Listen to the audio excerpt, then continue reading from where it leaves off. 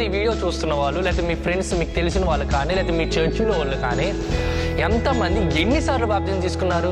ఫస్ట్లో బాప్తిజం తీసుకున్నావా లేదా అని అడిగేవాళ్ళం, కానీ ఇప్పుడు ఎన్నిసార్లు బాప్తిజం తీసుకున్నావా అని అడుగుతున్నాం.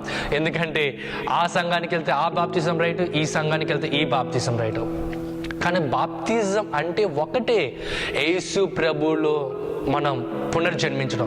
మీరు 10 మంది ముందు మీరు బహిరంగంగా నన్ను ఒప్పుకోకపోతే నేను దేవుణ్ణని, నేను కూడా బహిరంగంగా తండ్రి ముందు చెప్తాను మీరు ఎవరో నాకు తెలియదని అన్నాడు.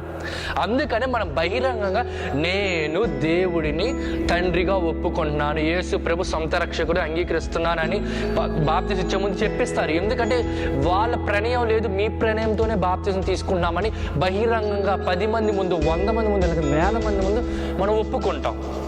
అది బాప్తిసానికి సూచన, అది బాప్తిసానికి ఉన్న అర్థం. అంతేగాని ఈరోజు ఈ పాస్టర్ గారు ఇస్తేనే బాప్తిజం, ఈ పాస్టర్ గారు ఇస్తే కాదని కాదు. ఏ సంఘానికి వెళ్ళినా యేసుప్రభు మారడు కదా. ఇప్పుడు ఎన్నో డినామినేషన్స్ ఉన్నాయి. ఈ డినామినేషన్స్ ఉన్న నమ్మకాలు, విశ్వాస ప్రయాణాలు వేరున్నాయి, కానీ నమ్మే దేవుడు ఒక్కడే, ఆయన యేసుప్రభు.